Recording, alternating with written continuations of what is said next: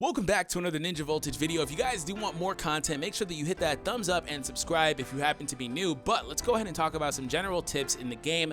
Again, a lot of them are going to be beginner friendly. This may be stuff that you've kind of already figured out simply by playing the game for a while, right? So keep that in mind. I hope you guys do enjoy it. Let's go ahead and talk about some things here. First and foremost, we're going to talk about your village, basically, right? So, of course, your main goal is to upgrade your base, your restaurant, and your monument, along with the bank and the shrine, so you guys can get more chakra and Rio. So those are the two main currencies in this game, aside from the Shinobi, which Shinobi is used to either basically allow you to go a little faster. I'm not going to do that now. It costs a lot of Shinobi to go up to level 14 on my base right now, 381. So it's used for that, or it's used more practically for summons. Now, first and foremost, I want to say on the Platinum summon, once every 5 days, you do get a pull of a free card. That may or may not be a good card depending on your luck, right? So keep that in mind. 4-star cards are not useless. 3-star cards are not useless. You don't need an ultimate to get through a lot of content in this game. As you get up in the PvP for the attack missions, I will say you probably want to have 1 or 2 because it's a lot easier. But just generally playing through the game, grinding the game, you don't need ultimates. I did it for a very long time, so I know it to be a fact that you don't need them. But again, they kind of help you out a bit. So if you wanted to re-roll or start over and over and over again until you got a good one along with a heal, because a healing ability gets you a long way in this game.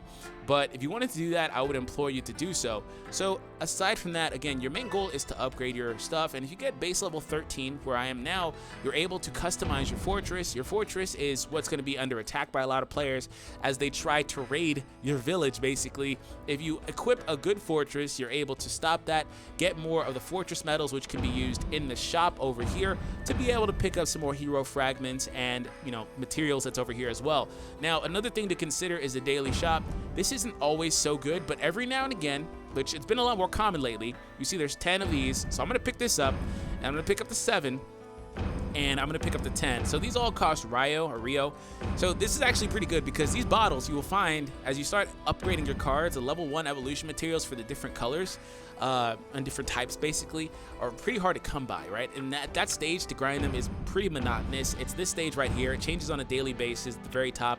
This is the Tuesday one, or Thursday one, excuse me. So it changes on a daily basis, and on the weekends they have one that's just kind of like an amalgam of them. Kind of like if you played Blazing, on the weekends they have the training one that has like all of them, all the ramens, so something like that. So keep that in mind. They do have that on the weekend, so those are pretty cool. But basically this is just where you go. So as you see, the first stage drops the level 1 and 2. This one drops level 1 and 2 with a chance at level 3.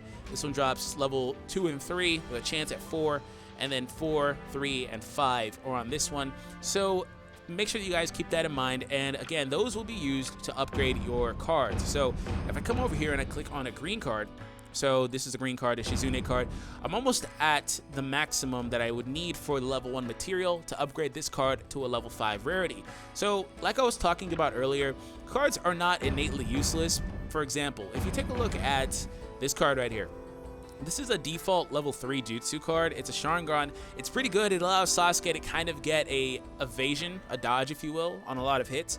So it lasts for a set amount of time. It's not very long, but if you upgrade its level by synthesizing it with another duplicate of this card, for example, you'd be set and he'd be a lot better. So keep that in mind. They're not innately useless. They do allow you to get jutsus. It's just that there's only one ultimate jutsu right now, which I imagine a lot of these characters will get more ultimate jutsus. Like, for example, unless they just drop a different Sasuke that's doing Kirin, right? Or a different Naruto that does the Odama Rasengan, or, you know, the Rasen Shuriken, or things like that, which they may just wind up dropping new ultimates. And as the game progresses, as they put more ultimates in, just like any other game, it'll be easier to pull at least one of them, just any of them, right? So keep that in mind. And again, like I was talking about, synthesizing jutsu is a pretty cool thing that you can do. It allows you to up the level of the card and be able to up the level of the jutsu, which then in turn ups its stats, right? Its power, its crit ability, CP cost, you know, things change. So if I feed these in, it's not going to work out so well. First and foremost, you would want to upgrade these cards to a higher rarity before you feed them. That's very important because you get more experience if you do something like that. So in turn, I want to try to see if I can do that really quick. If I have a card that's of a higher rarity that I can feed in really quick. I think that I have I'm gonna do this level 5 Guy card down there. So I'm gonna have to go back over to Guy, and we're gonna take it off him. And don't worry, I'll talk about my Shinobi in a moment as far as like how I got them as powerful as I did. So if we come over to Guy, and I don't need to be here, I need to be here. If that was not the same place already, I'm gonna click on that. Actually, no, I need to click on the level 4 one actually, which should be over here somewhere. There goes a level 4. So here's the difference. If I give it level 4, it only goes up that much. If I swap that out for level 5, it's actually pushing it to level 2 on the jutsu. And you see the power and the crit range is going up. So again, very important that you upgrade these cards as rarity first before you feed them in, so you can get more out of the card. So if I take that off again, it jumps actually from 1600 to 2360. Right, and it's still a level 4 card. If I synthesize this into here, the jutsu level goes up to level 2, and then the card picks up more power, but it still has 2 more stars it can fill in by being upgraded 2 more times. So again, and that works for the other cards as well of a lower rarity, such as level 3 cards and so on and so forth. So make sure that you guys do that. He said doo-doo. No, JK. So anyways, there's 2 more things I wanted to cover, and then we'll get out of here for this quick general tips video. Aside from that, I wanted to talk about the selling of ninja cards. So this option is here for one distinct reason only. It allows you to get ability points. So ability points, you see you get 1 for that 1-star cards, you get 5 for 2-star cards, you get 50 for 3-star cards, and level 4 cards are going to be down here. You get 1,000 for level 4s, and level 5s you're going to pick up 7,000, and level 6 you're going to pick up 50,000. Okay, 50,000 for level 6 rarity cards. So here's the thing, right? Same as I was just talking about a moment ago. If you wait, level 4 is 600. One sec. 1,000. Seems it varies, huh? Okay. I'm curious about that.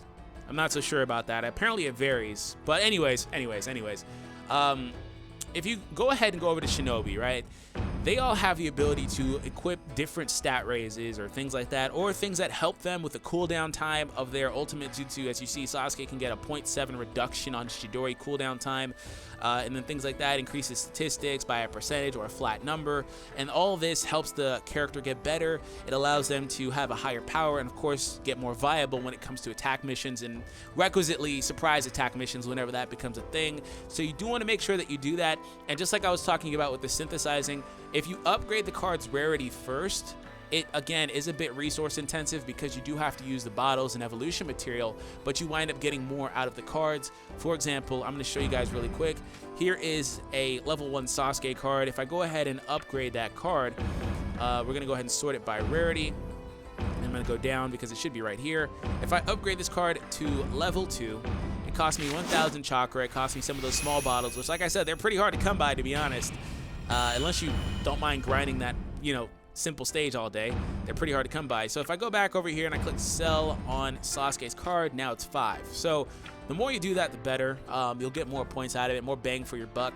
Aside from that, if you were able to get your fame level up, you can just kind of go to story missions and you can do insta-achieve. Now, again, to do insta-achieve, you need your fame level up. So here's the thing. That is probably the worst thing in this game because it's a direct separation between a free player and a paying player, because the fame level only goes up if you've basically you log in every day. It goes up by a set amount, right? But it goes up more if you buy the packs in the shop, like the actual Shinobi sets in the shop. So if you spend actual cash, it goes up a lot. So keep that in mind. And as you see at level 4, you unlock insta-achieve for story missions. And then there's 10 levels. In level 10, you see this guild medal shop items get a 50% discount. You use half of the stamina to run stages at level 10. You get different things. Attack mission raise resources, plus 3% required points for awakening levels. Installations and traps get 8% stronger when you're working on your fortress when you get base level 13. So little things like that do change. So that is probably the worst thing in my opinion in the game as far as separating the player base. And speaking of separating free from paying player base, this is not a game that you're going to want to blow all your Shinobite on, okay? Do not blow your Shinobite instantly when you get the game, when you first start playing the game. Don't do it, okay? If you reroll, start off with a fresh reroll of either an ultimate and a heal, or honestly, just, you at the very least a heal. If you don't get a heal, you're going to be kind of SOL. So what I talk about when I say heal, there's a couple of them in the game. Currently, Sakura has one. So right here, well, that's not it. It's this one right here. I've upgraded it to 5-star rarity. She only heals by 510 at level 1. I believe it jumps to about 700 at level 2, but there's 6 levels, so keep that in mind. The more you pull duplicates, the better it gets, right? So she's able to heal them, but aside from that, Shizune's heal is a lot more potent. It's basically double Sakura's, excuse me, on the jump. So again, if you get that, it's a lot more potent, it's a lot better. So here's my copy of that, and I have multiple of them. So 1100 power, so it's pretty good. She's able to heal a nice chunk, so keep that in mind, guys. If you get a heal, it allows you to get through a lot of the end game content. In fact, I will say that if you don't have multiple ultimates and higher rarity Shinobi here, as you see mine are a lot, like level 5, level 4s and stuff like that, which I'll talk about in a moment, and we'll close the video out. But if you don't have a lot of guys like that, then you definitely need to heal to get through the end game content. So as far as like the different rarities, or different difficulties, excuse me, on a lot of these events. So last but not least, we're going to talk about Shinobi levels. So as you see, they start off at level 1, they work to level 2, then they can go to level 3, which is a bronze border, which I don't have any level 3s apparently, but that's not that big of a deal. Then the silver border, and level 4, and then level 5 is a gold border, and I believe they have a rainbow colored border at level 6. So I can't get to level 6 right now. As you see, I need base level 15. Guy's the only guy, wow, that I have the opportunity to do that for right now. I'm still working on Itachi. So as you see, I have 37 out of 150 for Itachi. So when it comes to guys that have this special assault, as you see right now, it's Itachi's. Last time I believe it was Guy's, or Datara's before that, you know, and then Guy's before that. So doing co-op is the easiest way to get more from my experience. The problem with co-op is that everybody loses stamina. That really sucks. I don't know why this game does that. It's like the only game that does that. But if you can go ahead and play through expert and you don't get too many noobs that have really low power, you're good to go. If you personally are not like good enough to solo this, I would just recommend joining one of the lower difficulties, so that way everybody can make it through and everybody be good, because sometimes it can be more detrimental if you don't have the power, right? And then you join and then everybody else is relying on you. Or if you see that everybody else is good, maybe sometimes you bring a heal, right, to help everybody else out.